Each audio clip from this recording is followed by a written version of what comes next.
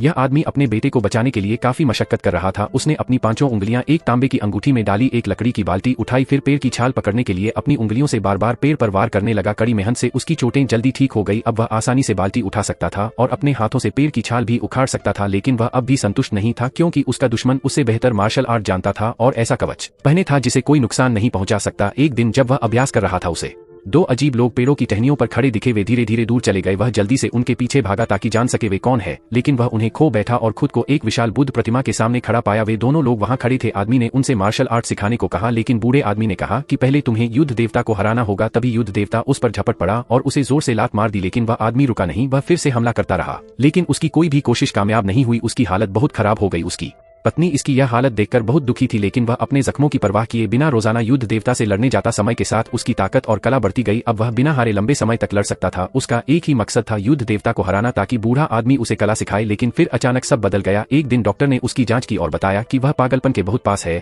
Doctor ने एक बहाना बनाया और उसे वहां से हटाया। फिर उसकी पत्नी को सच बताया और कहा कि वह उसे रोकने की कोशिश करे। पत्नी को यकीन नहीं हुआ, इसलिए उसने डॉक्टर को उस युद्ध देवता और बूढ़े आदमी के बारे में बताया। लेकिन डॉक्टर ने कहा कि पहाड़ पर सिर्फ 3 लोग हैं, वही आदमी, उसकी पत्नी और डॉक्टर। अगले दिन आदमी फिर से अभ्यास करने गया। पत्नी बहुत चिंतित थी, इसलिए वह उसका पीछा करने लगी। जो उसने देखा वह हैरान कर देने वाला था। उसका पति अकेले अभ्यास कर रहा था, जैसे किसी से लड़ रहा हो। असल में युद्ध देवता और बूढ़ा आदमी उसके मन की कल्पना थे, यहाँ तक कि उसकी चोटें भी उसी ने खुद को दी थी। पत्नी ने सच बताकर उसे रोकने की कोशिश की, लेकिन वह नाराज हो गया और बोला कि तुम मेरी जासूसी कर रही हो। पत्नी का दिल टूट गया। उसी दिन उसका आखिरी मुकाबला था। वह पूरी ताकत से युद्ध देवता से लड़ा। लंबी लड़ाई के बाद उसने युद्ध देवता के सीने पर मुक्का मारा और उसे हरा दिया। फिर वह बूढ़े आदमी के पास गया। पत्नी की बात याद करते हुए उसने आंखें बंद की और हमला किया, लेकिन उसका हाथ बूढ़े आदमी के आर पार चला गया। उसी पल उसे समझ आया यह सब बस एक भ्रम था।